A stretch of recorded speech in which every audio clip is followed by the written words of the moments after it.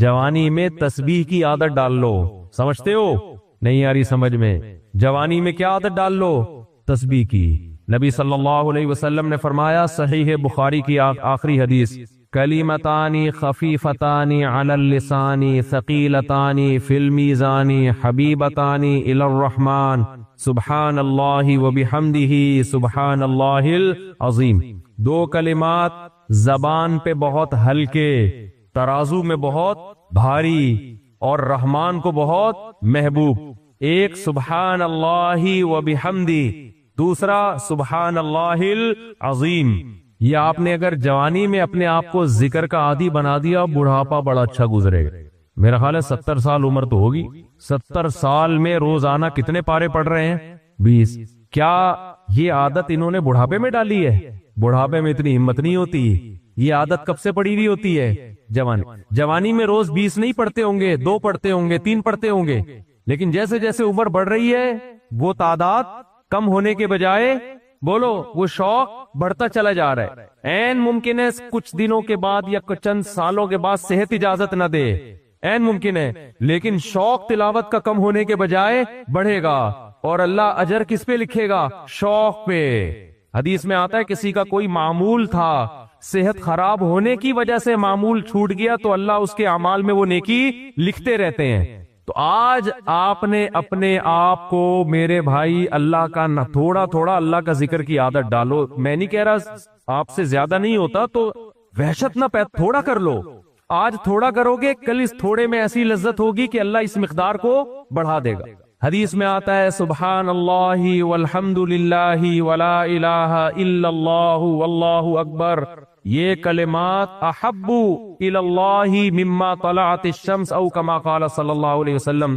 सूरज जिन चीजों पे तुलू होता है, जाहिर है सूरज तो पूरी दुनिया पे तुलू होता है, उन तमाम चीजों में अल्लाह को सबसे ज्यादा महबूब ये कलिमात है।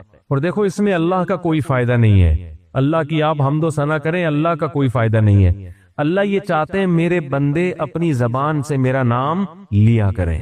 अल्लाह को इस बात की खुशी होती है। हमारे हजरत एक शेर पढ़ा करते थे, ये जो अहलुल्लाह होते हैं ना, इनको जिक्र की बड़ी आदत पड़ जाती है। बार बार अल्लाह का नाम लेते लेते ना, शुरू में तो इंसान को आदत नहीं होती, जब नाम लेता है बार बार जिक्र, तो फिर उसका टाइम अल्लाह के जिक्र के बगैर पास नहीं होता। फिर उसको एक कमी महसूस होती है। किसी को चाय की आदत पड़ जाए, चरस की आदत पड़ जाए, सिगरेट की आदत पड़ जाए, नहीं मिले तो तड़पता है ना। तो जिसको जिक्र की आदत पड़ती है ना, उसको जब जिक्र का टाइम ना मिले तो उसका दिल परेशान होता, उसको अल्लाह के नाम में एक चस्का आने लगता है। लेकिन ये पहले दिन नहीं होगा, आदत डालनी पड़ेगी। तो रोज आना इसका मामूल बना ले, 100 दफा सुबह, 100 दफा शाम तस्बीह का मामूल बना ले।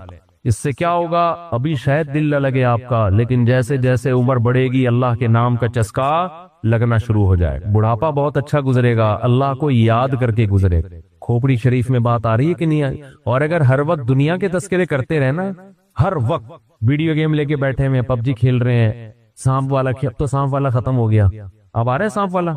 नोकिया में आता था, सांप लंबा होता जा रहा है, उसको पता नहीं फजूल टाइम वेस्ट कर रहे हो। हम परेशान होते यार, हमारे पास कामों को निपटाने का टाइम नहीं मिलता। हम तो चाह रहे काश ये दिन 24 घंटे के बजाय 48 घंटे का हो जाए। और लोग क्या कर रहे हैं कि वो बाकायदा इरादा करके जाया कर रहे हैं टाइम।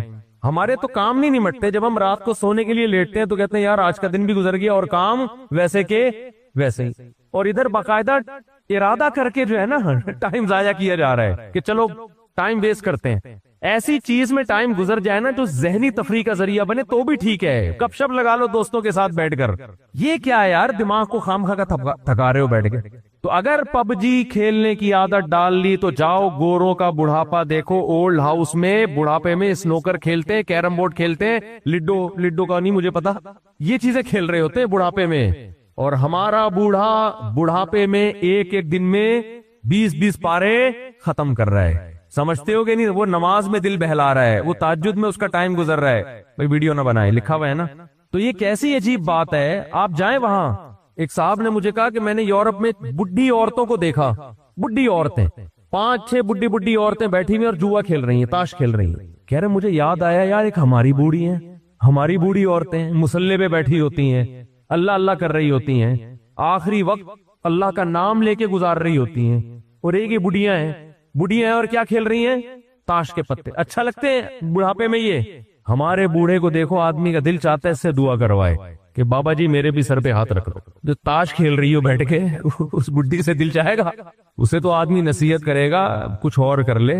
थोड़े दिनों में इतना राशा आएगा ना हाथों में, थोड़े दिनों में, कि एक पत्ते के बजाय दो दो गिर रहे होंगे, दो दो पत्ते एक साथ गिर रहे होंगे।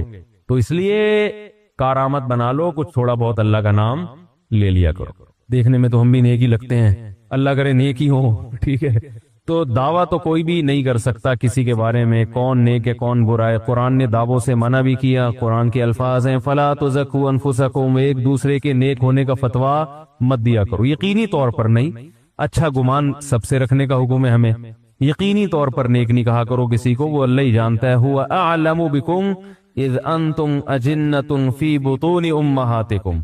अल्लाह फरमाते हैं ज्यादा फंटरगिरी मत किया करो, वो तुम्हें उस वक्त से जानता है जब तुम माँ के पेट में थे। समझ रहे हो? जब उस वक्त से जानता है, क्योंकि बच्चा जो है ना, बच्चा वो बहादुर होगा, बुज़दिल होगा, ताकतवर होगा, कमजोर होगा, ये सब चीजें हमारी जीन्स में शामिल होती हैं। क्या होगा ये सब कुछ पहले से रिटर्न में लिखा हुआ होता है। तो अल्लाह फरमाते हैं मैं तो तुम्हें उस वक्त से जानता हूं जब तुम माँ के पेट में थे, जब माँ भी नहीं जानती थी। तो मुझे सबके बारे में सब पता है। तो जब अल्लाह को सब पता है, जिसके पास लौट के जाना है, अच्छे होगे तो वो खुद ही बदला दे देगा, बुरे होगे तो इंतकाम ले लेगा। खुद जब ये दावे करोगे तो अच्छे होने के दावे करोगे, और अल्लाह जानता है कि तुम अच्छे नहीं हो, तो ये तुम्हारे हक में बुरा हो जाएगा। फिर समझ रहे हैं, अच्छे होके भी बुरे बन जाओगे। तो इसलिए भाई यकीनी तौर पर तो कोई नहीं कह सकता, लेकिन हमने उनको दावत इसलिए दी कि ताकि ये जो नौजवान तबका है ये देखे कि भाई देखो ये लोग भी हैं, ये अपने उरूज के वक्त में इन्होंने यू टर्न लिया। मैं ये नहीं कह रहा कि क्रिकेट हराम है, नाजायज है, ये एक अलग बहस है, क्या है, इस पर मैं पहले कई दफा बात कर चुका हूं। लेकिन टाइम वेस्टिंग बहरहाल है। समझ रहे? देखो हमारे यहाँ कौम की जो खिदमत है ना, उसकी अभी तक डेफिनेशन ही नहीं पता चली है कि खिदमत कहते किसको है। समझ रहे? वो चीजें जिनको पुराने जमाने में टाइम वेस्टिंग समझा जाता था, अब उस पे खिदमत का लेबल लगा के मार्केट में उसको चला दिया। एक दफा यूरोप में एक हमारे दोस्त हैं, वो बहुत वहाँ उन्होंने डिग्री हासिल की है, यूनिवर्सिटी में पढ़े हैं, और मीडिया की लाइन से उनका खास ताल्लुक है। तो उन्होंने मुझे बताया कि जब ये बड़ी ताकतें इनको किसी चीज को हलाल करना होता है ना, जैसे अफगानिस्तान में चर्स पे पाबंदी कि भाई चर्स बेचने पर पाबंदी, पाकिस्तान को भी पाबंदी, लेकिन जब इन लोगों को कुछ एक्सपोर्ट करना होता है तो नाम चेंज करके खूबसूरत पैकिंग करके उसी चीज को बेचते हैं। उन्होंने कहा इन्होंने चर्स अगर बेचनी हुई ना, अगर इनका इरादा हुआ कि हम चर्स बेचते हैं, तो डिप्रेशन की एक मेडिसिन, सही है ना, वो नाम देकर और खूबसूरत पैकिंग में चमक पट्टियों में लपेट के उसको एक्सपोर्ट करना शुरू कर दें। तो ये दुनिया, ये सीजन इसी चीज का चल रहा है। हाय हाय कैसे समझाएं भाई, ये जो मार्केट में जो सीजन चल रहा है ना, वो यही चल रहा है कि गलती को छोड़ो मत, गलती पे लेवल क्या कर दो, अच्छा लगा। अल्लाह ताला ने फरमाया कि हमने इंसान को जिस मादे से बनाया है, हमें मालूम है कि इंसान की फजीलत उस मटेरियल की बेस पे नहीं है जिस मटेरियल से इसको बनाया गया है, बल्कि इंसान की फजीलत इस बेस पर है कि इसके अंदर इल्म और अमल की सलाहियत अल्लाह ने रखी है। दो चीजें, ये दोनों चीजें जानवरों में नहीं है।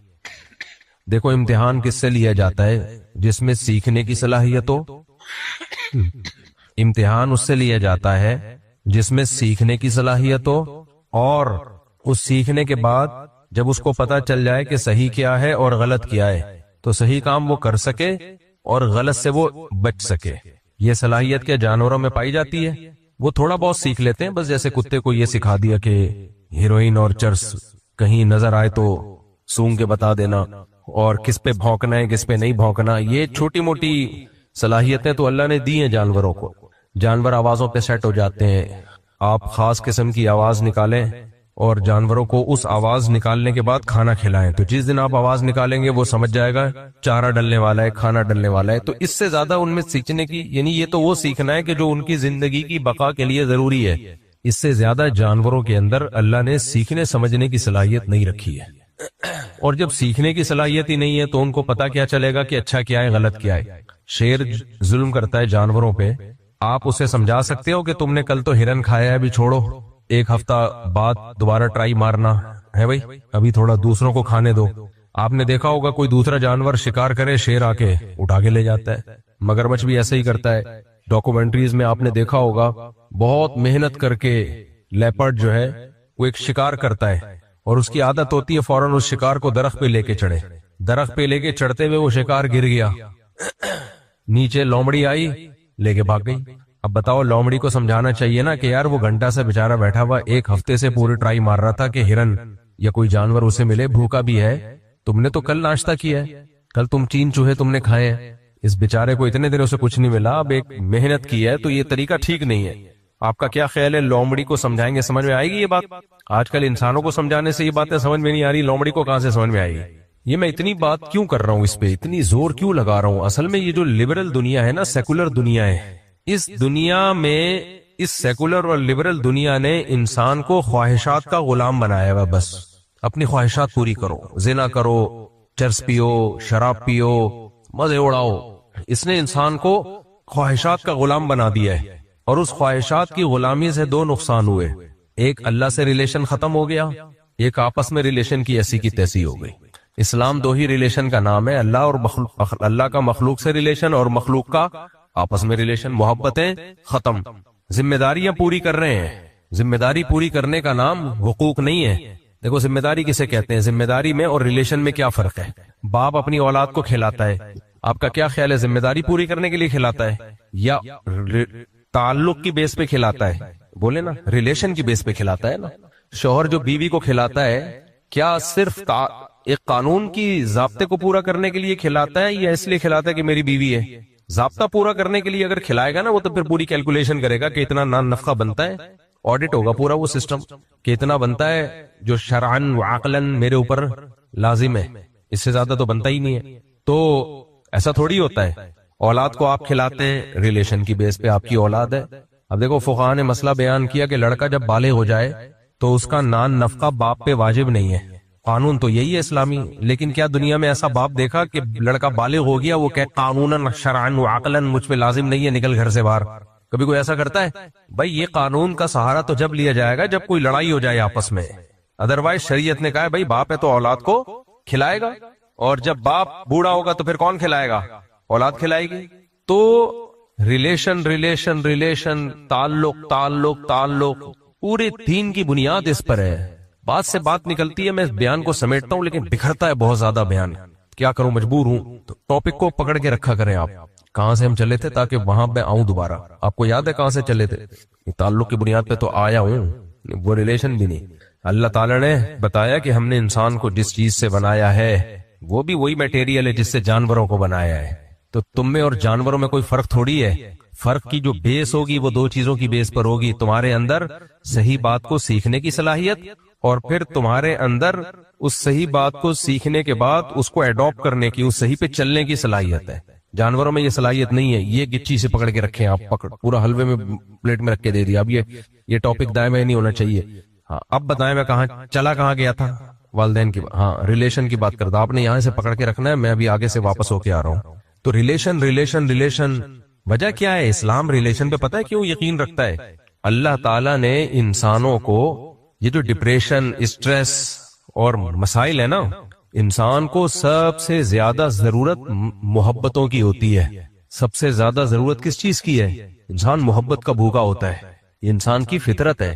2 طرح کے مخلوق اللہ نے پیدا کی ہے، ایک مخلوق وہ ہے جو انڈیویجولی لائف گزارتی ہے، ایسے جانور بھی آپ کو دنیا میں ملیں گے، اکیلے کوئی مل جائے ٹھیک ہے، ہاں وہ نر مادہ کا ملاپ بس اس حد تک، بس باقی وہ منہ اٹھائے وہ ادھر نکل لیے، دوسرا ادھر کو نکل لیا۔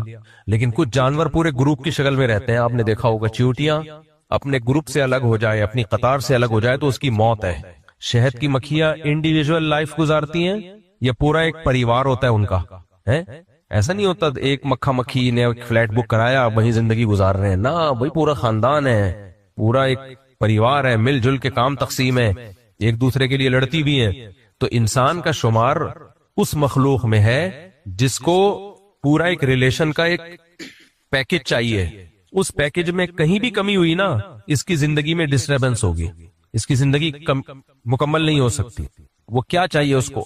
سب سے پہلے تو ایک عدد اماں چاہیے، وہ تو سب کو نیچرلی ملی جاتی ہے، اس کے بغیر بندہ پیدا ہی نہیں ہوتا۔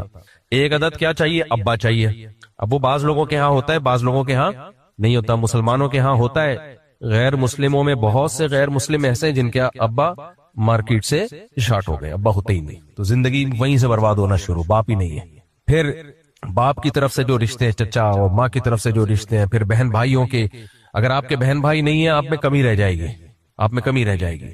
اصل میں لوگ کہتے ہیں کہاں کمی رہ گئی، وہ دیکھو نا صحیح تو بندہ ہے بھائی، وہ کمی رہ گئی ہوتی ہے، آپ نے چونکہ جن میں کمی نہیں ہے وہ دیکھے نہیں ہوتے، تو اس لیے آپ کو وہ کمی والا نارمل لگ رہا ہوتا ہے۔ کبھی میرے پاس لاؤ تو میں بتا دوں گا کہ نارمل ہے یا اس میں کمی ہے۔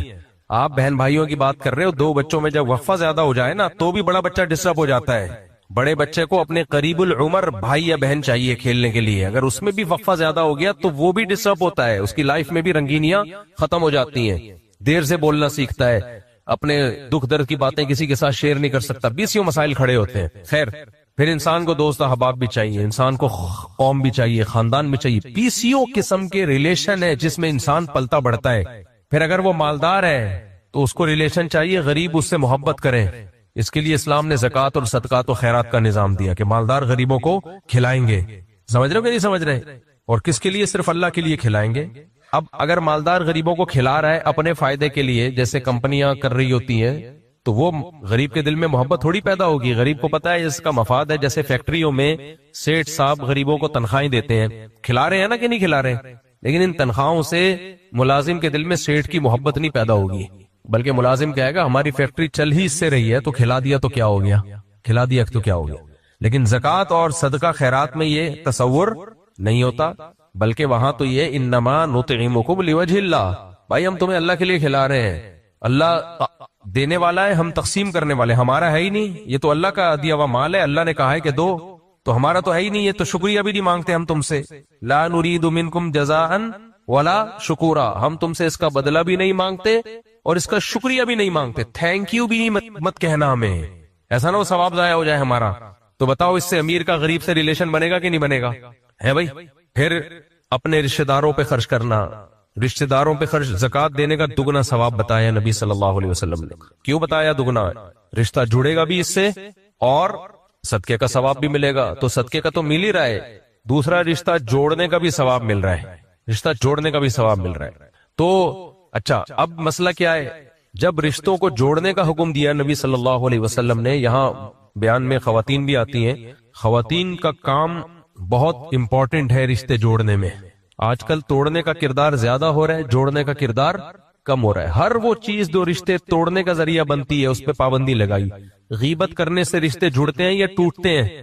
ٹوٹتے ہیں، غیبت پہ پابندی لگائی۔ اور خواتین کو الگ سے حکم دیا گیا غیبت سے بچنے کا، کیونکہ مرد تو مصروف ہوتے ہیں سارا دن جاب، خواتین گھر میں بعض دفعہ فارغ ہوتی ہے، دو انٹیاں آگے بیٹھ جائیں گی تو کسی تیسری انٹی کی برائیاں شروع۔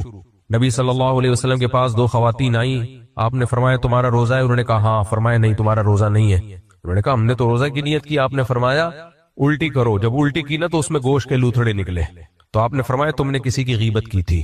کتنا بڑا جرم ہے دیکھو غیبت کرنا، کہ وہ باقاعدہ نبی کے معجزہ کے طور پر اللہ نے وہ گوشت کے لوتھڑے نکال دیے ان کے، کہ یہ تم نے کھایا ہے، مردہ کا گوشت کھایا تم نے۔ اور آج ہماری کوئی محفل غیبت کے سے پاک ہوتی ہے؟ تو غیبتوں سے ریلیشن ٹوٹتے ہیں۔ اسلام نے کیا کر دیا؟ پابندی۔ اچھا، قوموں کا مذاق اڑانے سے دوسری قوم کے ساتھ تعلقات اچھے ہوتے ہیں یا خراب ہوتے ہیں؟ خراب۔ جتنی بھی قوم پرستی ہے، پٹھان ایسے ہوتے ہیں، مہاجر ایسے ہوتے ہیں، پنجابی ایسے ہوتے ہیں، سندھی ایسے ہوتے ہیں، سرائکی ایسے ہوتے ہیں۔ ابے جب آپ نے بول دیا کہ مہاجر ایسے ہوتے ہیں یا پنجابی ایسے ہوتے ہیں، کوئی پنجابی بیٹھا ہوا ہو، اس کے دل میں فوراً پتہ ہے شیطان ڈالے گا کہ اس کی قوم کا مذاق اڑاؤ، یہ مہاجر ہے پنجابیوں کا مذاق اڑا رہا ہے، تو پنجاب والا فوراً کہے گا نہیں نہیں مہاجر ایسے ہوتے ہیں، ان میں تو یہ خرابی ہوتی ہے۔ تو ایک دوسرے کی خرابیاں نکالتے رہو گے، بالآخر یہ قوم پرستی بڑھے گی اور بالآخر تلواریں نکلیں گی اور بالآخر ایک دوسرے کو مارنا کوٹنا شروع کر دیں گے۔ اور یہ قوم پرستی کی جنگ ایسی ہے، اس کا کوئی اینڈنگ پوائنٹ ہے ہی نہیں۔ کیوں اینڈنگ پوائنٹ نہیں ہے؟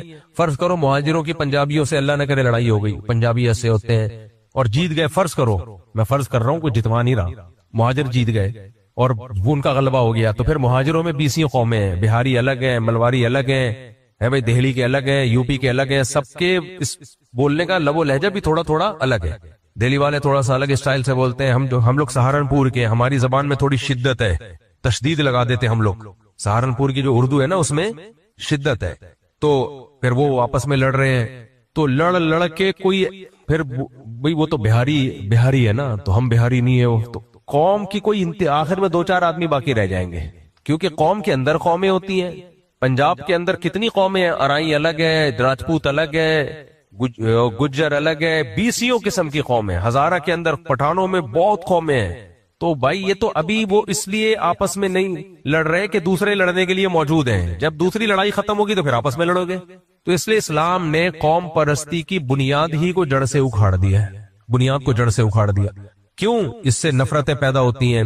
دیکھو مجھے ایک بات بتاؤ، آپ کی اولاد ہو، باپ کی سب سے زیادہ خواہش کیا ہوتی ہے کہ یہ آپس میں محبت سے رہے. ہوتی ہے کہ نہیں ہوتی؟ اگر آپ کے بیٹوں میں کوئی معذور ہے اور ایک صحت مند ہے، وہ صحت مند بیٹا اس معذور کا مذاق اڑانا شروع کر دے، سب سے زیادہ غصہ اس پہ کس کو آئے گا؟ باپ کو، کہ وہ چاہے گا کہ یار یہ میرے سب برابر ہیں. تو حدیث میں آتا الخلق عیال اللہ، مخلوق اللہ کا خاندان ہے، اللہ کا خاندان ہے. اللہ چاہتے ہیں یہ سب آپس میں محبت سے رہیں، لڑے نہیں. کس طرح سے رہیں؟ آپس میں محبت سے رہیں. تو محبت سے رہنے کے لیے ضروری تھا صحت مند کسی معذور کا مذاق نہ اڑائے. اس لیے ہمیں حکم دے دیا لا تلمزوا انفسکم، کسی کا مذاق نہ اڑایا کرو، اندھا ہے، کانا ہے، لنگڑا ہے، یہ مذاق مت اڑایا کرو. پھر لا یسخر قوم من قوم، ایک قوم دوسری قوم کا مذاق نہ اڑائے. کیوں؟ جب مذاق اڑاؤ گے تو وہ آپ کا مذاق اڑائیں گے. قوموں پہ لطیفے بن رہے ہوتے ہیں، اس کا نتیجہ کیا نکلتا ہے؟ عصبیت، اندر عصبیت، لسانیت، قوم پرستی کی آگ بھڑکتی ہے. تو آہستہ آہستہ کیا ہوتا ہے؟ اس سے نفرتیں پیدا ہوتی ہیں. تو اسلام نفرتوں کا مذہب ہے یا محبتوں کا مذہب ہے؟ بولو نا کیا ہوگا.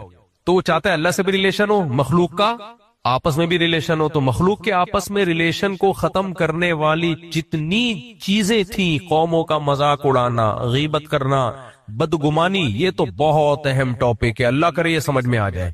بدگمانی سے بچنا. بدگمانی کسے کہتے ہیں؟ جب تک 100% کسی کے بارے میں یقین نہ ہو نا، اس کے بارے میں رائے قائم نہ کی جائے. میں اکثر ایک واقعہ سناتا ہوں نا، بہت دفعہ سنایا ہے، نئے لوگ آ جاتے ہیں، دوبارہ سنا دیتا ہوں. جب مجھے وہ واقعہ 40 سال سے یاد ہے تو اللہ نے کسی وجہ سے یاد رکھوایا ہوا ہے نا. کیا خیال ہے؟ 40 سال سے ایک واقعہ مجھے یاد ہے اور چھوٹا سا واقعہ ہے، تو کوئی وجہ تھی نا، اللہ نے مجھ سے کہلوانا تھا ممبر پہ. میں 10-12 سال کی عمر ہوگی میری، میں تبلیغ والوں کے ساتھ محلے میں گشت کر رہا تھا. ایک صاحب آئے ہمارے سامنے، مین گیٹ سے اندر گھسے ہیں. تبلیغ والوں نے نوک کیا دروازہ. کوئی بچہ آیا، بیٹا ابو ہیں گھر پہ؟ جماعت آئی ہے. انہوں نے کہا نہیں. گھر گیا، واپس آ کے کہہ رہا نہیں ابو نہیں ہے، ابو گھر پہ نہیں ہے. حالانکہ ہم نے جاتے ہوئے اپنی آنکھوں سے، اپنی ان گناہگار آنکھوں سے دیکھا تھا. صحیح ہے. اچھا، ہمارے حضرت مفتی رشید احمد صاحب اس تکلف کے قائل نہیں تھے. گناہگار آنکھیں، گناہگار ہے تو توبہ کرو نا، پبلک کو کیوں بتا رہے ہو؟ تو مفتی رشید احمد صاحب کا رائے یہ تھی کہ یہ نہ پڑھو تکلف میں. حضرت اپنے آپ کو احقر بھی نہیں لکھتے تھے. ہمارے رواج ہے تواضع لکھا جاتا ہے احقر، یعنی سب سے حقیر، فقیر. حضرت نہیں لکھتے تھے. فرماتے اللہ نے اشرف بنائے تو ہم حقیر کیوں ہیں؟ کیا خیال ہے؟ بس ان کی ایک رائے تھی. اور کہا اگر گناہگار بھی ہیں تو اللہ کے سامنے بتاؤ بھائی، پبلک کو کیوں بتا رہے ہو؟ بعض لوگ کہتے ہیں عاصی، عاصی کا مطلب ہوتا ہے گناہگار. حضرت عاصی بھی نہیں لکھتے تھے اپنے نام. فرمایا اگر کوئی گناہ ہے تو اللہ کو بتاؤ نا، پبلک کو کیوں بتا رہے ہو؟ تو ہمارے شیخ حضرت مفتی رشید احمد صاحب رحمۃ اللہ علیہ تکلف سے بالکل دور تھے. تو کہتے تھے اپنے نام کے ساتھ لکھو بندہ، بندہ یعنی اللہ کا بندہ بس. تو لیکن کوئی لکھ رہا ہے احقر یا عاجز تو بھی غلط نہیں ہے، اس کو لکھنے دیں، ایسا نہ ہو مذاق اڑانا شروع کر دیں. ہر ایک کی اپنی رائے ہوتی ہے. لیکن وہ نہیں لکھتے تھے گناہگار، عاصی، خاکسار، جیسے لکھتے نا ایسے ایسے تواضع میں گڑے جا رہے ہوتے ہیں.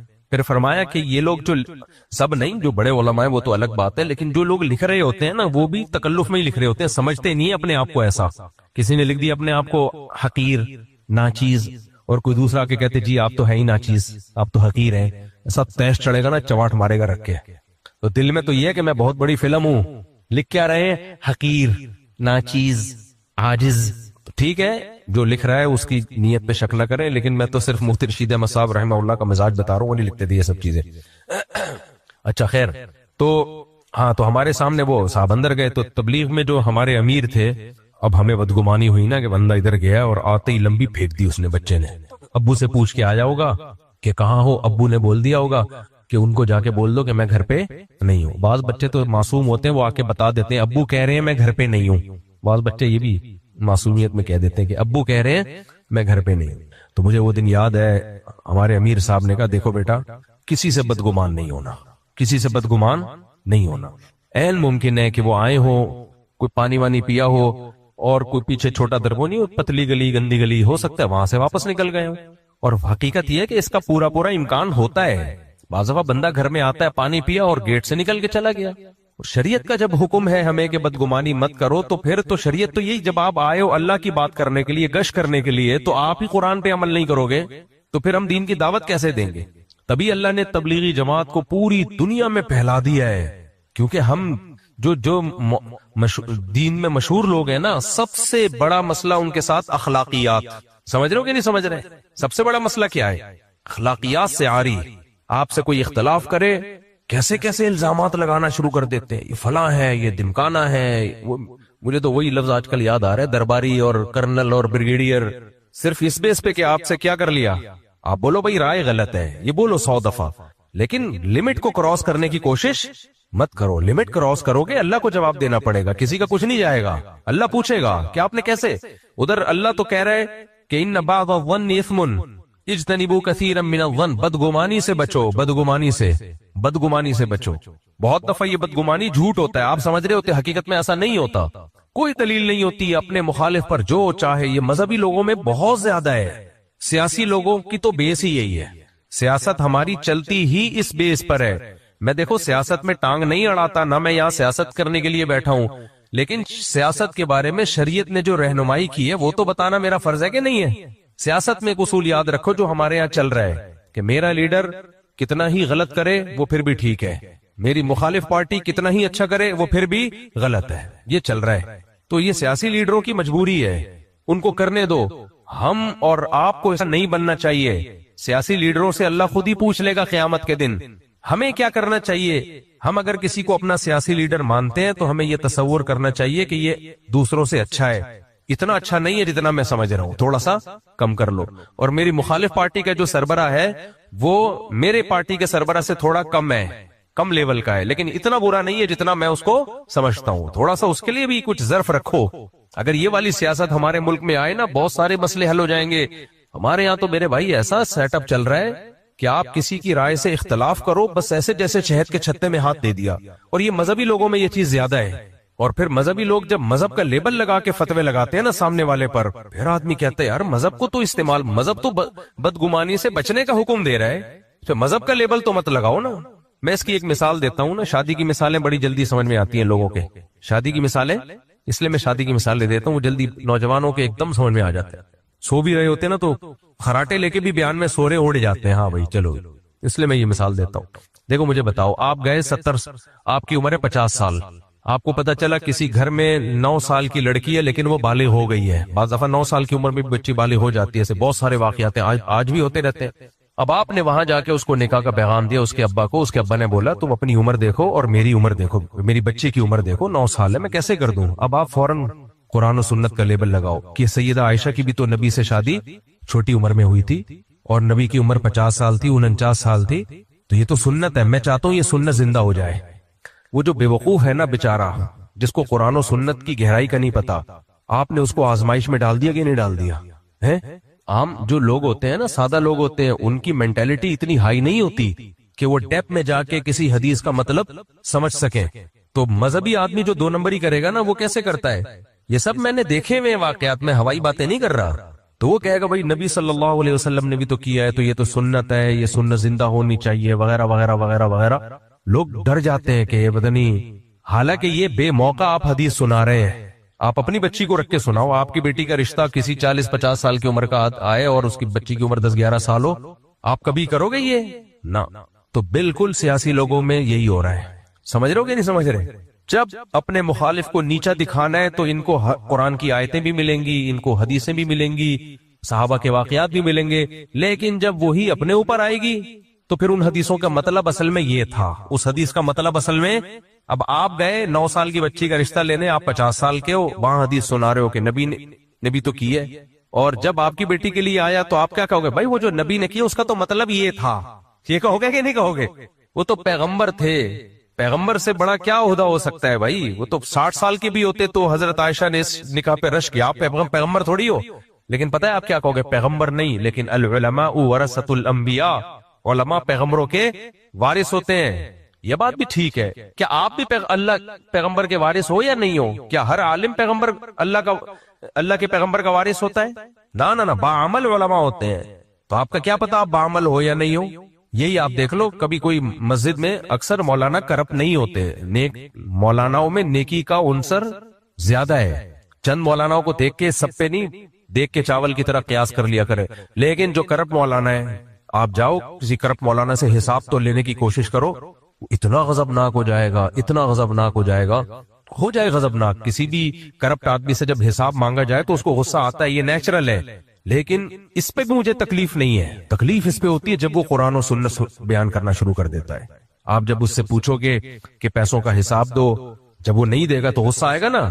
یار آپ کو حساب دو، آپ کو کمیٹی میں ہم نے جو رکھا ہے، یا آپ کو جو صدر بنایا، یا آپ کو جو امام ہو، آپ نے جو اتنا چندہ لیا، کس کس سے لیا، کہاں خرچ کیا، بتاؤ. جب زیادہ پوچھو گے، جب شرافت سے نہیں بتائے گا تو تھوڑی سی آواز اونچی ہوگی، تو پھر وہ پتہ ہے کیا کہے گا؟ علماء کا احترام، العلماء ورثۃ الانبیاء. پھر آپ کو کلپ بھیجنا شروع کرے گا علماء کی فضیلت پر، علماء کے سامنے. پھر وہ آیتیں پیش کرے گا کہ اے ایمان والو، نبی کی آواز کے سامنے اپنی آواز اونچی نہ کیا کرو. اور پھر تفسیر کے لیکچر بھیجے گا کہ مفسرین لکھتے ہیں کہ علماء پر بھی یہی حکم ہے کہ ان کی آواز کے سامنے بھی اپنی آواز کو اونچا نہیں کرنا چاہیے، چونکہ علماء انبیاء کے وارث ہیں. اتنی حدیثیں، اتنی آیتیں سنا دے گا کہ سامنے والا بیچارہ ٹھٹر جائے گا، بولے گا بھائی میں شاید پتہ نہیں میرے بیوی میرے نکاح سے نہ خارج ہو گئی ہو، میں تو دائرہ اسلام سے ہی خارج ہو گیا. یہ ہے عوام سے کھیلنا. یہ کیا ہے؟ عوام سے کھیلنا، عوام کے جذبات سے کھیلنا. میاں بیوی میں جب جھگڑا ہوتا ہے، اب ہوتا کیا ہے؟ مثال کے طور پر شوہر نے بیوی کو ستایا، اس کا بیسک حقوق ادا نہیں کر رہا، اس کو تنگ کر کے رکھا ہوا ہے. یہ بہت گھروں میں دیکھنے کو ملتا ہے. بیوی فوراً اس کو حدیثیں بھیجنا شروع کر دیتی ہے، شوہر فوراً بیوی کو حدیثیں بھیجنا شروع کر دیتا ہے کہ دیکھو شوہر کا احترام اسلام میں کتنا فرض ہے.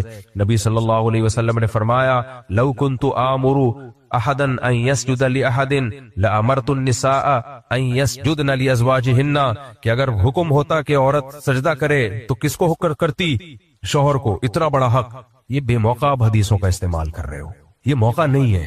اس سے پتہ ہے کیا خطرہ ہوتا ہے؟ بعض دفعہ عورت غضبناک ہو کے حدیث کا انکار کر دیتی ہے. ایسے واقعات آئے ہیں، شوہر بیوی پہ ظلم کر رہا ہے، اس کے حقوق ادا نہیں کر رہا. جب بیوی نے بے اکرامی کی، تھوڑی لڑائی کی، تو اس کو نبی کی حدیثیں سنانا شروع کر دی کہ شوہر کے سامنے آواز نہیں اٹھاؤ، یہ نہیں کرو. بیوی نے کہا معاذ اللہ نقل کفر نباشت، میں اس اسلام کو مانتی نہیں ہوں. غلط کیا اس نے، وہ تو کافر ہو گئی. لیکن اس کفر پہ ابھارنے والا کون ہے؟ شوہر، جو بے موقع حدیثیں سنا رہا ہے اس کو. یہ موقع تھوڑی ہے. آپ کو آپ کی غلطی بتائی جا رہی ہے، آپ کو یہ بتایا جا رہا ہے کہ آپ بنیادی نفقہ نہیں دے رہے، آپ گھر میں تمیز سے بات نہیں کر رہے. آپ جب گھر میں آتے ہو تو لگتا ہے کہ چنگیز خان بغداد میں داخل ہو چکا ہے، بچوں کی اسکول کی فیس نہیں دے رہے، وغیرہ وغیرہ جو چل رہے ہوتے ہیں جھگڑے. بل آیا ہوا ہے، اس کا بل تو دو، گیس کا بل.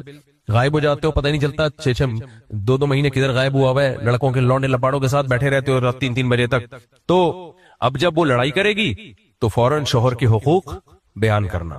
یہ اللہ کے عذاب سے ڈرنا چاہیے. سمجھ میں آ رہی ہے بات کہ نہیں آ رہی؟ یہ سب میں مرض ہے. یہی عورت بھی کر رہی ہوتی ہے، وہ تمیز سے بات نہیں کر رہی، وہ آپ کے بیسک حقوق ادا نہیں کر رہی. اب آپ نے گھر میں ڈانٹ ٹپٹ کر دی تو فوراً وہ حدیثیں بھیجنا شروع کرے گی کہ نبی صلی اللہ علیہ وسلم کی اخلاق اپنی بیویوں کے بارے میں کتنے شائستہ اخلاق تھے، کتنے اچھے اخلاق سے. تو آدمی کا میٹر گھومتا ہے کہ یار ایک تو میرا بنیادی حقوق ادا نہیں کر رہی ہے، اوپر سے مجھے ہی حدیثیں. جب میں غصہ کرتا ہوں تو بتاتی ہے کہ سب سے حدیث میں آتا ہے سب سے اچھے اخلاق والا وہ ہے جس کے اپنی بیوی سے اخلاق اچھے ہوں. تو آدمی کی کھوپڑی گھومتی ہے کہ نہیں گھومتی؟ ایسے موقع پہ جو کچا ایمان والے ہیں وہ کیا کہہ دیتے ہیں؟ ہم مانتے ہی نہیں ان حدیثوں کو، جاؤ یہ حدیثیں کسی اور کو دکھانا. تو مرد کو جو اس ظلم پہ مجبور کیا حدیث کے انکار پر، یہ کس نے کیا ایسے موقع پہ؟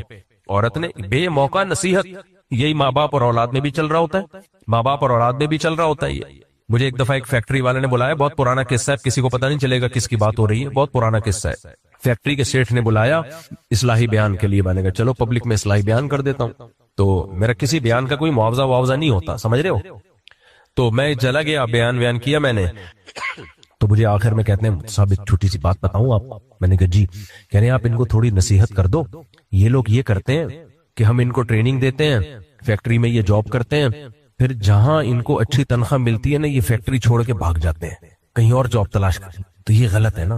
میرے پاس 5 سال 6 سال کام کیا, تو اب یہ تو نہیں ہے نا کہ یار اچھی تنخواہ مل گئی تو چھوڑ چھاڑ کے بھاگ گئے. تو ان کو تھوڑا غیرت, حمیت, تعلق, ریلیشن, تعلق اتنا عین نکالتے ہیں نا جب یہ اپنا مسئلہ ہوتا ہے. تعلق, علماء کے فضائل, ایسے تجوید کے ساتھ حلق سے نکلتا ہے سب کچھ. تو مفتی صاحب ان کو بولیں کہ یار یہ تو نہیں ہوتا نا کہ یار اب وفا کا اور محبت کا اور غیرت اور حمیت کا تقاضا کیا ہے, یہی رہے. میں نے گھما دی بات. بعد میں نے کسی سے کہا ان سے کہو, میں نے نہیں بیان کیا اس پہ. میں نے کہا میں اس پہ بیان ضرور کروں گا اس ٹاپک پہ, لیکن اس طریقے سے کروں گا.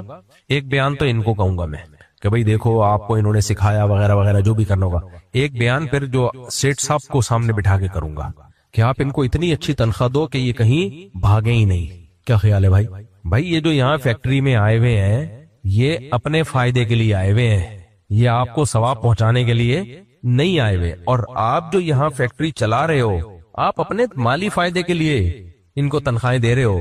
یہ کوئی عیدی سینٹر نہیں کھولا ہوا آپ نے کہ فری پھوکٹ میں آپ پیسے بانٹ رہے ہو ان کو.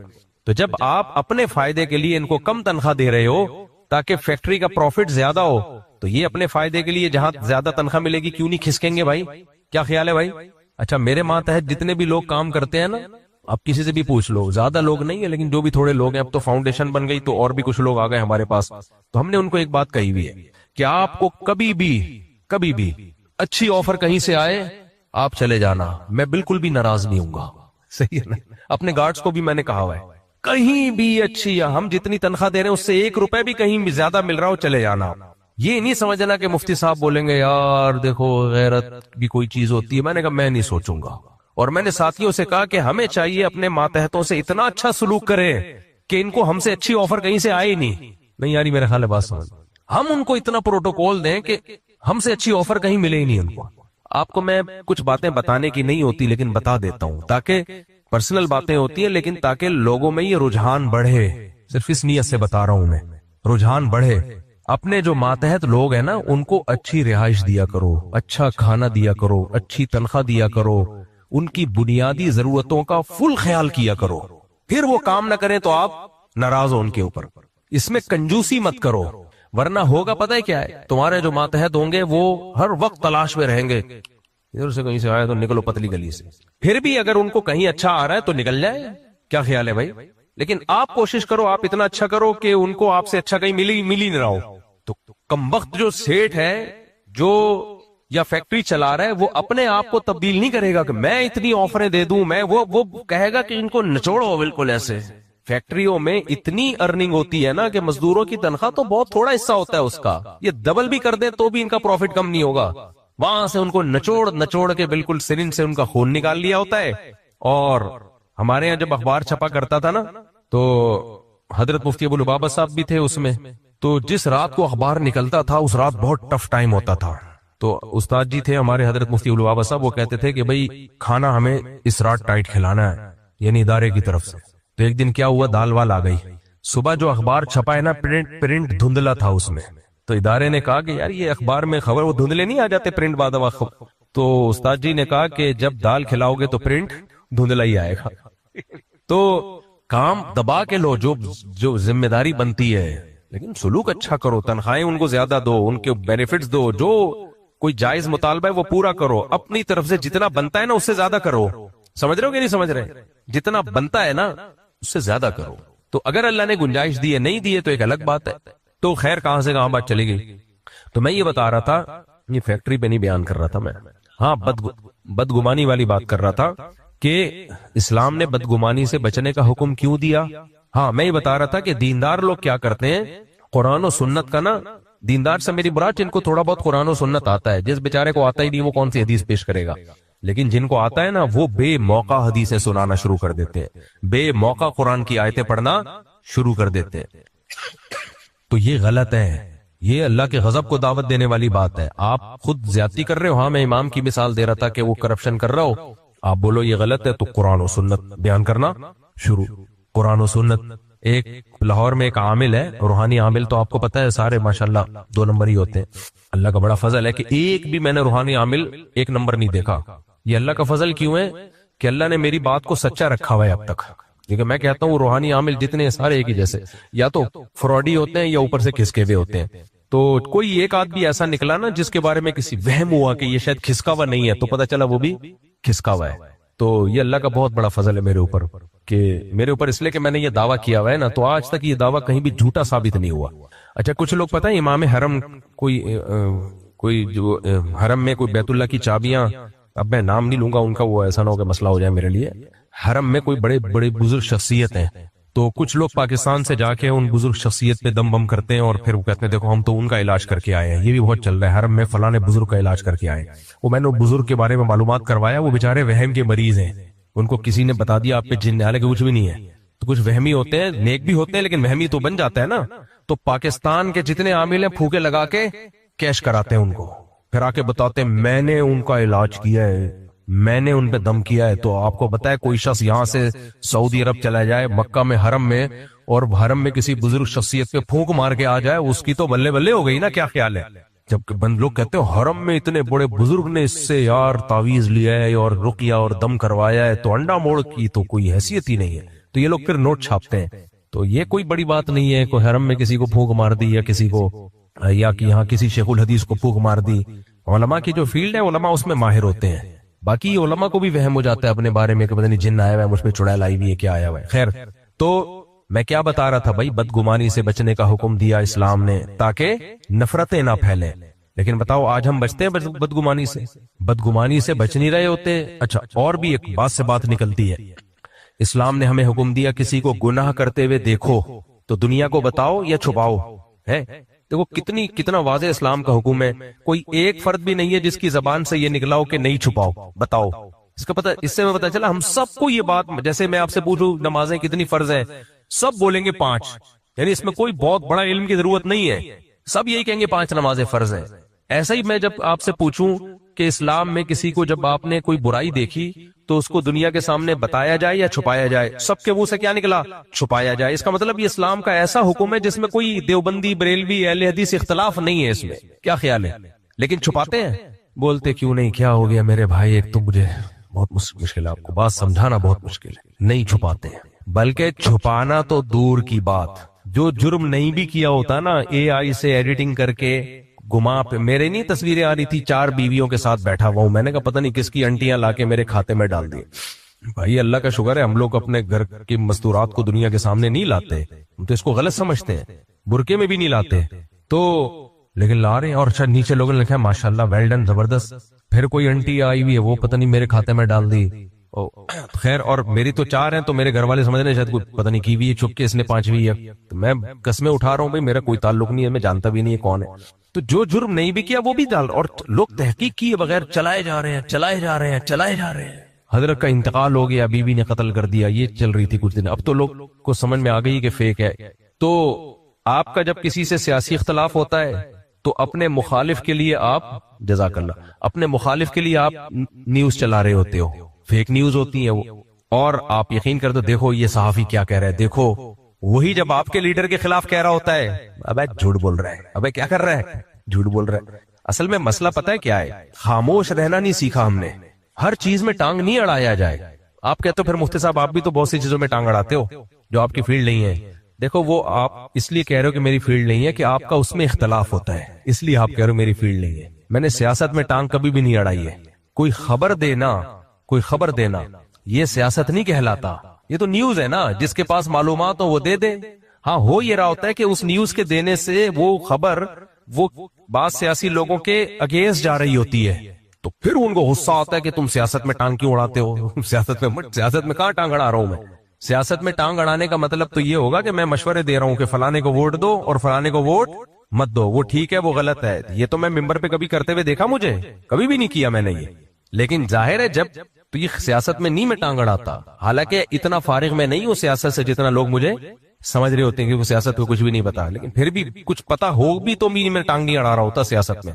تو اب ہمارے ہاں کیا ہے، کسی کو نہیں پتا کچھ بھی، پھر بھی فیک نیوز پھیلائے جا رہے ہیں، خود بخود اس سے بنیادیں قائم کرتے چلے جا رہے ہیں. حالانکہ مجھے اور آپ سب کو معلوم ہے اللہ تعالیٰ نے قرآن میں حکم دیا ان جاءکم فاسق بنبأ فتبینوا کوئی خبر آئے تو تحقیق کرنی ہے، بغیر تحقیق کے آگے نقل نہیں کرنی۔ آپ مجھے بتاؤ سوشل میڈیا پہ ہر خبر صحیح ہوتی ہے تو آپ کیوں اس کو فوراً آگے بھیج دیتے ہو؟ آپ کہہ سکتے ہو کہ اب میرے پاس تحقیق کا ٹائم نہیں، کون تحقیق کرے گا؟ تو آپ بول دو کہ لا ادری، مجھے معلوم نہیں، یہ بول دو آپ کہ مجھے نہیں معلوم۔ اگر آپ کے پاس 100 خبریں دن میں آئیں، 100 تبصرے آئے، اور آپ 100 کے بارے میں یہ کہہ دو کہ مجھے نہیں پتا کہ یہ حقیقت کہہ رہا ہے یا جھوٹ بول رہا ہے، مجھے نہیں پتا، تو اس میں آپ کی شان گر جائے گی کیا؟ نہیں، آپ کی شان نہیں گرے گی، اس سے آپ کی شان بڑھ جائے گی۔ لوگ کہیں گے واقعی یار جب تک اس کو نہیں پتا ہوتا نا یہ بولتا نہیں ہے، لہذا جب بولے گا تو لوگ یقین کر لیں گے اب واقعی اس کو تحقیق ہے تبھی بول رہا ہے، ورنہ بولتا نہیں ہے۔ سمجھتے ہو کہ نہیں سمجھتے ہو؟ لیکن ہم سے چپ نہیں رہا جاتا، کیونکہ اگر میں نے بول دیا مجھے نہیں پتا تو لوگ کہیں گے تو جاہل کا بچہ ہے، تجھے تو پتہ ہی نہیں ہے۔ بھائی جو آپ کو جاہل کہہ رہا ہوتا ہے نا وہ اجہل ہوتا ہے، وہ آپ سے بھی بڑا جاہل ہوتا ہے، اس کو کون سا پتا ہے؟ عقیدت میں انسان اندھا ہوتا ہے، جب آپ کو کسی سے عقیدت ہو اس کے فیور میں جو نیوز ہے آپ کو سچی لگے گی، وہ اس کے اگینسٹ جو نیوز ہے آپ کو وہ جھوٹی لگے گی، اور جس کے آپ مخالف ہو اس کے فیور میں جو حدیث جو نیوز ہوگی وہ آپ کو جھوٹا لگے گا، اور اس کے اگینسٹ جو نیوز ہوگی وہ آپ کو فوراً سچی لگے گی۔ یہ انسان کی فطرت ہے، تو اس میں ہمیں حکم دیا گیا ہے نا نا نا نا، بنیاد یہ نہیں ہونی چاہیے کہ تمہیں اس سے محبت ہے یا نفرت ہے، بنیاد یہ ہونی چاہیے تمہارے پاس تحقیق ہے تو ٹھیک ہے، نہیں ہے تو چپ۔ حدیث میں آتا ہے من صامتا نجا، پہلے ہمیں اس حدیث کا مطلب ہی سمجھ میں نہیں آتا تھا، نبی نے فرمایا جو خاموش رہ گیا نجات پا گیا۔ مجھے نہیں اس حدیث کا مطلب سمجھ میں آتا تھا، اب سمجھ میں آتا ہے۔ بھائی بہت ساری جگہوں پہ خاموش رہنا یہ بہتر ہے، کون سی جگہوں پہ؟ جن میں آپ کو پوری تحقیق نہیں ہے ان پہ خاموش رہنا بہتر ہے۔ تو اب ہوتا کیا ہے، ہاں میں یہ بتا رہا تھا کہ آپ دوسروں کے راز فاش کرو، برا بلا کہو، اس سے محبت پھیلتی ہے یا نفرت؟ نفرت۔ تو اس لیے اسلام نے اس کام پہ پابندی لگا لی، کیونکہ اسلام کیا چاہتا ہے؟ محبتیں پھیلیں، نفرتیں نہیں پھیلیں۔ تو اس لیے اسلام نے کیا لگا دیا؟ اس پہ پابندی لگا دی کہ کسی کی برائی دیکھیے لوگوں کو مت بتاؤ لوگوں کو، لیکن آپ دیکھ لو ہم جب کسی کی برائی اول تو ہوتی نہیں ہے پھر بھی پھیلا دیتے ہیں بدگمانی کی بیس پہ، اور اگر ہوتی ہے تو بھی پھیلاتے ہیں، یہ بھی تو جرم ہے۔ لیکن جب مذہبی آدمی یہ کام کرتا ہے تو پھر آپ جب اس سے پوچھو یار شریعت نے تو حکم دیا اس کو چھپاؤ، تم دنیا کو کیوں بتا رہے ہو؟ تو پھر وہ مذہب کا لیبل لگائے گا، کہے گا ایکچولی اصل میں اگر میں نہ بتاؤں تو لوگ دھوکے میں آ سکتے ہیں، لوگ اس کو اچھا آدمی سمجھیں گے۔ لوگ کیا سمجھیں گے اس کو؟ لوگ اس کو اچھا آدمی سمجھنا شروع کریں گے، پھر لوگوں کو نقصان ہو جائے گا کہ یہ تو اچھا نہیں ہے۔ ایسے تو میرے بھائی پھر تو اللہ کا جو حکم ہے کہ کسی کی برائی میں دیکھا تو پردہ ڈالو، وہ اس حکم کی تو کوئی حیثیت ہی نہیں رہی۔ یہ تو ہر آدمی کے بارے میں، ہر شخص کے بارے میں یہ امکان ہے نا۔ بھائی اسلام کہہ رہا ہے برے کو اچھا سمجھ لیا تو تیرا کیا نقصان ہو رہا ہے؟ سمجھنے دینا، اس کا اپنا معاملہ ہے۔ اللہ ہم تو ظاہر کے مکلف ہیں، ظاہر میں کیسا ہے۔ اسی لیے اسلام نے یہ کہا کہ کوئی کھلا گناہگار ہے، کھلا ڈلا گناہ کر رہا ہے، پھر اس کی ستاری نہیں ہے، کیونکہ اس نے اپنے گناہ کو خود ہی دنیا کے سامنے ظاہر کر دیا، پھر اس کی غیبت بھی نہیں کہلاتی۔ سمجھ میں آ رہی ہے بات کہ نہیں آ رہی ہے؟ ایک آدمی کھلا زنا کرتا ہے، سب کو پتا ہے، چھپتا ہی نہیں ہے، کمبخت کو اپنے گناہ پہ خود ہی ندامت نہیں ہے، اس کے بارے میں یہ کہہ دینا کہ یہ زنا کرتا ہے، اس میں یہ غیبت نہیں میں داخل نہیں ہے، کیونکہ وہ خود اپنے گناہ پہ شرمندہ نہیں ہے۔ لیکن ایک آدمی چھپ کے زنا کر رہا ہے، وہ نہیں چاہتا لوگوں کو پتا چلے، آپ نے دیکھ لیا، اب آپ لوگوں کو بتا رہے ہو، تو یہ حلال نہیں ہے، کبیرہ گناہ ہے، یہ بہت بڑا جرم ہے۔ یہ آج ویڈیوز وائرل ہوتی ہیں، فلانی کی ویڈیو وائرل ہو گئی، فلانی کی ویڈیو وائرل ہو گئی، لوگ ایسے شیئر کر رہے ہوتے ہیں، ابے پھیلا، ابے دیکھ۔ بھائی تم اس گناہ میں، وہ جو گناہ کر رہا ہے نا اس کو شاید کم گناہ ہو، اور جس نے اس کی ویڈیو بنا لی یا وائرل کر دی وہ ڈبل مجرم ہے، اس کی بخشش کا چانس ہے، تیری بخشش کے دروازے بند، کیونکہ اللہ کہے گا جب تو نے دوسروں کی ستاری نہیں کی تو اپنے گناہ کی ستاری کیوں مانگتا ہے ہم سے؟ سمجھ میں آ رہی ہے بات کہ نہیں آ رہی ہے؟ لیکن لیبل لوگ لگا لیں گے۔ ہاں یہاں علماء نے کہا ہے کہ اگر کوئی شخص کسی سے کوئی معاملہ کرنے جا رہا ہے، کوئی معاملہ کرنے جا رہا ہے، اور آپ کو پتا ہے کہ یہ بندہ معاملات میں کلیئر نہیں ہے، تو پھر خاص اس شخص کو جا کے بتایا جا سکتا ہے یار اس بندے سے لین دین نہیں کرنا، یہ بندہ لین دین میں صاف نہیں ہے۔ پھر بتانا صرف جائز نہیں بلکہ واجب ہے، تاکہ دوسرے مسلمان کو نقصان سے بچایا جائے۔ سمجھ رہے ہو کہ نہیں سمجھ رہے؟ تو وہ تو ایک الگ بات ہے، لیکن نارملی شریعت نے ہمیں حکم دیا چھپاؤ، پردہ ڈالو۔ آج پردے نہیں ڈالے جا رہے، میاں بیوی تو ایک دوسرے کے راز ایسا فاش کرتے ہیں، بڑے ہی بغیرت ہوتے ہیں، یہ اللہ معاف فرمائے۔ جو کیسز آتے ہیں نا، جب تک میاں بیوی میں محبت ہو نا، سبحان اللہ سبحان اللہ، جہاں علیحدگی ہوئی، ڈیورس ہو گئی، علیحدگی ہو گئی، جس کا جتنا بس چلتا ہے دوسرے پہ الزام ڈالتا ہے۔ خواتین کے مخصوص الزام ہے اپنے ہسبینڈ پہ، علیحدگی کے بعد خرچہ نہیں دیتا تھا، لڑکیوں سے ناجائز تعلقات تھے، فحش فلمیں دیکھا کرتا تھا، مارتا پیٹتا تھا، اور وغیرہ وغیرہ جو وہ لکھا ہوا ہوتا ہے اس پہ وکیل نے بنا کے دیا ہوا ہوتا ہے کہ ٹوٹل جتنے امکانات ہو سکتے ہیں نا کسی آدمی کے گندے ہونے میں، وہ سارے امکانات اس نے اے آئی سے نکالے ہوئے ہوتے ہیں۔ اے آئی کو وکیل نے بتایا ہوا ہوتا ہے کہ دنیا کا غلیظ ترین مرد، اس میں کیا کیا کوالٹیز ہونی چاہیے، تو اے آئی نے امریکہ، جاپان، کینیا، سوریا، ہر جگہ تمام ملکوں کا ڈیٹا کلیکٹ کر کے جتنا غلیظ پلید منحوس انسان ہو سکتا تھا نا، وہ سارا اس نے کہا انگلش میں لیا میرے سامنے۔ تو پھر وہ وکیل کیس بناتا ہے کورٹ میں عورت کی طرف سے، اس پہ گواہ بھی لے کر آتا ہے، اور پھر عورت کے ذریعے وہ الزام کس پہ ڈالا جاتا ہے؟ ہسبینڈ کے ذریعے۔ ایک دفعہ ایسے کوئی کیس میرے سامنے آیا، میاں بیوی 9 سال رہے اکٹھے، علیحدگی ہوئی تو بیوی نے جو کورٹ میں الزام ڈالا ہو، یہ میرا میاں ایسا تھا، تو میاں نے بولا کہ جج صاحب اتنا گندا میاں کے ساتھ 9 سال گزار کیسے لیے اس نے؟ اتنے گندے میاں کے ساتھ 9 سال، یہ پتہ نہیں 6 سال گزار کیسے لیے؟ اور یہی کام آدمی کر رہا ہوتا ہے ڈیورس کے بعد، ایسی تھی ویسی تھی، فلانی تھی ڈمکانی تھی، اتنے پاگل کے بچے۔ علیحدگی ہو گئی، چپ کر کے بیٹھ جاؤ یار، بولو میرا لینا دینا ہی نہیں ہے بھائی، اب علیحدگی ہو گئی تو میں نے کیا کرنا ہے، اب جیسی مرضی تھی مجھے کیا؟ نہ وہ چپ بیٹھتی ہے اور نہ یہ کمبخت چپ بیٹھتا ہے۔ دیکھو ایک اہم ترین بات، یہ جو شریعت نے کہا نا کہ آپ جو ہے کسی کی برائی کو دنیا کے سامنے ظاہر نہیں کر سکتے، لیکن چند مخصوص حالات میں کر سکتے ہیں، کسی کو ظلم کا خطرہ نہ ہو، تو ایسے ہی شریعت نے یہ بھی دائرہ کھینچا ہے۔ مثال کے طور پر یہاں کوئی جرم ہوتا ہے، آپ سر سید تھانہ میں جا سکتے ہو، ایسا نہیں ہو سکتا کہ آپ اسلام آباد کے تھانے میں ایف آئی آر کٹاؤ، وہ کہیں گے بھائی آپ کے علاقے کا، یہ ہمیں یہ اتھارٹی نہیں ہے۔ تو ایسے ہی خوب سمجھ لو، میاں بیوی میں جب علیحدگی ہو جاتی ہے نا، تو شریعت ان سے یہ اتھارٹی ہی لے لیتی ہے کہ ان میں کون صحیح تھا کون غلط تھا۔ اب تم اجنبی ہو، تمہارا کیا لینا دینا؟ کوئی اجنبی بندہ جا رہا ہو، میں بولوں یہ بندہ ایسا ہی، آپ بولو گے یار آپ کا کیا لینا دینا یار، بندے تو پی سی او گزر رہے ہوتے ہیں، آپ کا کیا لینا دینا اس سے؟ تو یہ اتھارٹی نہیں رہی نا ان کے پاس۔ جب میاں بیوی تھے تو پھر تو یہ خطرہ تھا کہ حق تلفی ہو رہی ہے، تو عورت بتاتی ہے میرا میاں ایسا ہے، تاکہ اس سے جو ظلم ہو رہا ہے اس کی تلافی ہو۔ مرد کہتا ہے میری بیوی میں یہ خرابی ہے، تاکہ شوہر پہ جو ظلم ہو رہا ہے اس کی تلافی ہو۔ جب علیحدہ ہو گئے تو حقوق ختم نہ ایک دوسرے کے، اب یہ ایسی ہے، یہ ویسی ہے، وہ ایسا ہے، وہ ویسا ہے، اور لوگ بیٹھ کے چسکے لے رہے ہوتے ہیں، بتانا ذرا اور کیا کیا تھا اس میں؟ ابے یہ تو حرام ہے، ناجائز ہے۔ ایک بزرگ کا واقعہ مشہور ہے نا، ان کی بیوی ان کو بہت ستاتی تھی، تو کسی نے کہا آپ کی بیوی کیسی ہے؟ وہ کہتے تھے بہت اچھی ہے، بہت اچھی ہے۔ پھر جب علیحدگی ہو گئی، انہوں نے طلاق دے دی، تو انہوں نے کہا کہ حضرت آپ اتنی اچھی تھی تو طلاق کیوں دی آپ نے؟ تو بری عورت تھی؟ کہتے ہیں نہیں بری بھی نہیں ہے، اچھی ہے۔ تو ان کی ماں نے یا کسی نے پوچھ لیا ان سے کہ بھائی یہ تو آپ کو ستاتی تھی تو آپ نے برائی کیوں نہیں کی اس کی؟ بتا دیتے بد اخلاق تھی اس لیے میں نے چھوڑ دیا۔ کہتے ہیں یار پہلے مجھے غیرت آتی تھی، میری بیوی ہے، میں اس کی برائی کروں گا تو بدنامی کس کی ہے بھائی؟ اپنی بدنامی ہے نا، لوگ بولیں گے اس کی بیوی ایسی ہے، اس کی بیوی ایسی ہے، تو میری عزت تھی، میں نہیں اس کو، جو گھر کی بات ہے میں گھر سے باہر نہیں لا سکتا تھا، تو چلو اب تو چھوڑ دیا نا، اب تو آپ کی عزت نہیں رہی، اب بتا دو کیا برائی تھی؟ کہہ رہے اب بتاؤں گا تو وہ میری لگتی کیا ہے جو میں اس کی برائیاں بیان کرتا پھروں لوگوں کے سامنے؟ نہیں یار میرا خیال ہے بہت مشکل کیس ہے، یہ بہت مشکل بات ہے، یہ اب ہم لوگ اتنے برے ہو چکے ہیں نا، اب ہماری مینٹیلٹی سے یہ بہت اوپر کی چیزیں ہیں، اب یہ سمجھ میں یہ ایسا لگتا ہے پانی سر سے گزر چکا ہے، یہ بہت پہلے سیکھنے کی چیزیں تھیں۔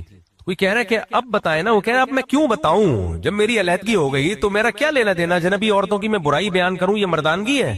ایک آدمی کہہ رہے فلانی گھر میں انٹی رہتی ہیں وہ ایسی ہیں، فلانے گھر میں انٹی رہتی ہیں ویسی ہیں، لوگ کہیں گے تو خود زنانہ آدمی، تو مردوں والے کام کر، مردوں والی بات کر، تجھے کیا لینا دینا کہ فلانی کا اس سے چکر چل رہا ہے، فلانی کا اس سے چکر۔ ہر محلے میں کچھ زنانے قسم کے مرد ہوتے ہیں کہ نہیں ہوتے؟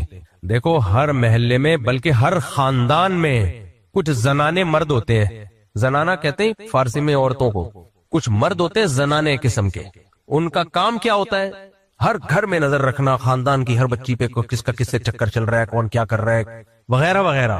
تو ابے چھوڑ، یہ عورتیں ان کو تانے دیتی ہیں نا کہ کیا تم عورتوں کی طرف، سب عورتیں نہیں کر رہی ہوتی ہیں ایسے، لیکن کچھ عورتیں کر رہی ہوتی ہیں، تو ان کو پھر غصہ آتا ہے کہ یہ تم بھی وہی والے کام کر رہے ہو جو یہاں فارغ لوگوں کے کام ہوتے ہیں۔ تو آدمی کو ان چیزوں میں دلچسپی بالکل بھی نہیں ہونی چاہیے، کون کیا کر رہا ہے اور کس کے گھر میں کیا ہو رہا ہے۔